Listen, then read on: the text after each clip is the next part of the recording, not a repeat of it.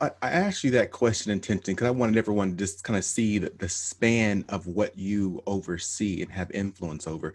But if I can take us back a few years, maybe 10 years, I'm not sure if you remember this, but you and I were outside of a gathering that a mutual friend of ours was having. I think it was like New Year's or something, and it was cold outside. I remember we were both in our big jackets trying to stay warm, and we were young at the time.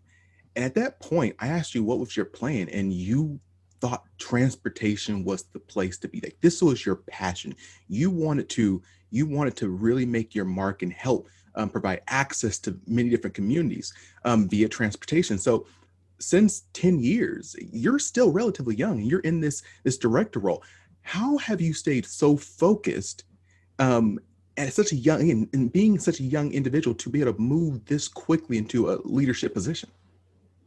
Yeah, since we're on a leadership podcast, I'll answer it in this way. I think I've been blessed to be in a situation where there's been a number of people who've uh, stopped their purpose for a moment to ensure that I could fulfill mine. Whether that was through a encouraging word, whether that was through a correction, because we need correction too, whether that was through a recommendation, speaking on my behalf, whatever that might mean. Um, I'm gonna be naming people, but there's a guy, Nigel Stevens, who I owe a lot of credit to. When I first came on the Hill, he was, as an intern, he was a ledge correspondent. Now he's doing amazing things. But I remember, you talked about dress. I was always, prideful about what I had on. I was trained, you know, come prepared and look like you want to be somebody, right? And so that was always something I was raised with. And he pulled me to the side and he was like, I appreciate, coming with it, looking proper and everything like that, but I don't know what you do, right? And he kind of impressed on me that if somebody says your name, they should be attaching it to a skill. They should be attaching it to a product. So what is your skill? What is your product? Not, oh yeah, that's that nice young man there and carries himself well, but what is your product? And that really stuck with me. And what it switched me into was that I had said to myself, you know, if nothing else, if my name is said, I want to be identified as an individual, a person of color, a black individual, black man who's in transportation, who's doing what's necessary for a community. That when the topic of transportation comes up, that my name comes up.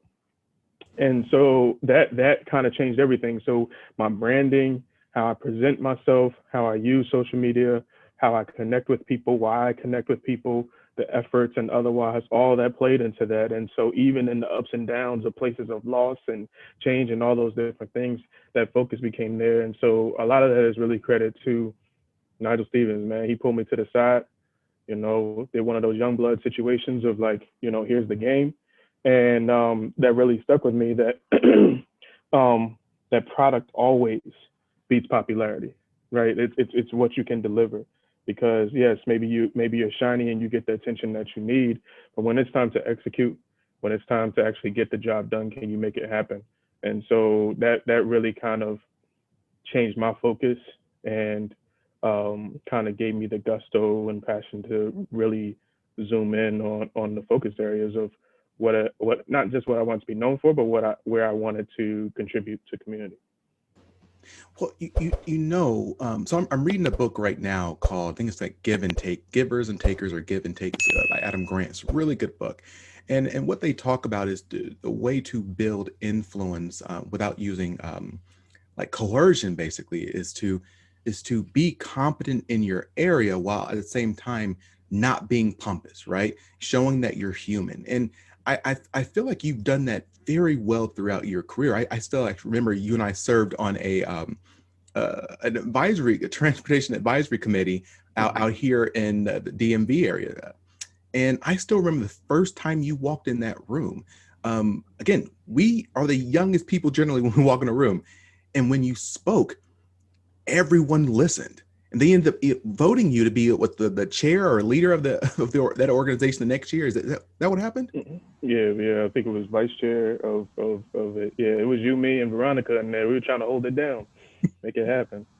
Yeah. But yeah, so how do you, I mean, if you could look back and kind of maybe watch yourself, How do you go about communicating with confidence while at the same time being human, being approachable, being humble? How do you do that? Because you're very confident in your area. Well,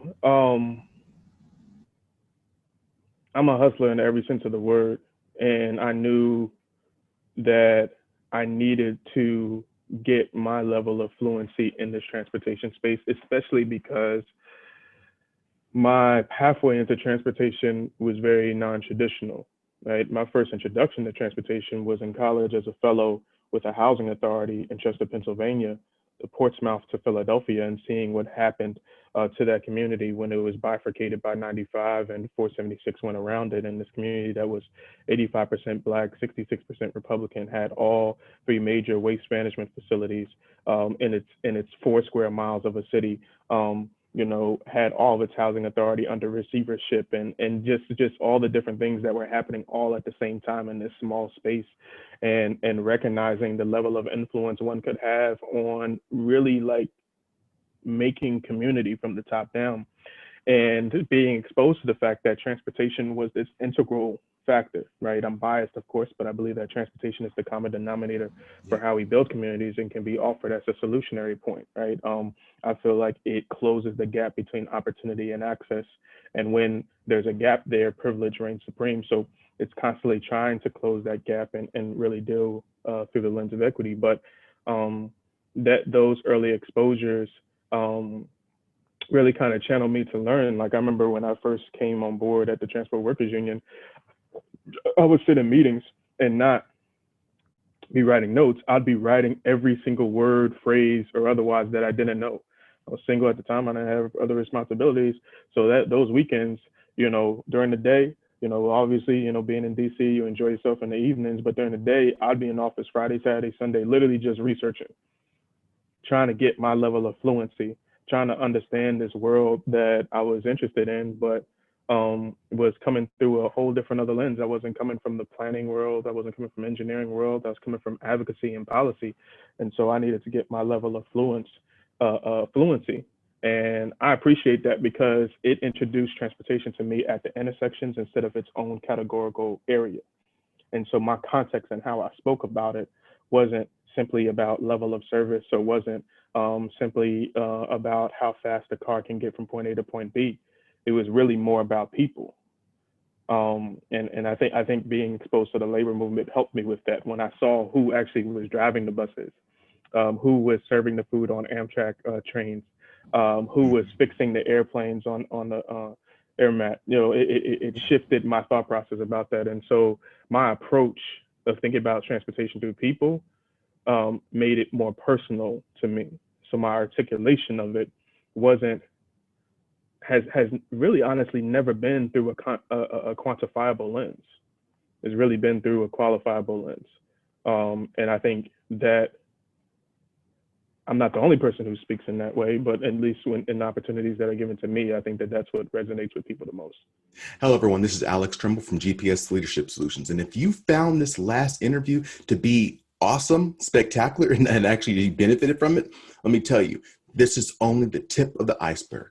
Visit the alextrembleshow.com, information below in the description, and that's where you'll find the full uninterrupted interview. And I'm telling you, there's so much great content you'll hear from this past leader, as well as all the other leaders we've already interviewed. So remember, don't just look back, reach back. If there's someone who you think will benefit from this interview or any of the other interviews, make sure you share it with them. Click the like, click the subscribe. And as I always like to end all my sessions, stay strong, stay positive, and definitely stay moving.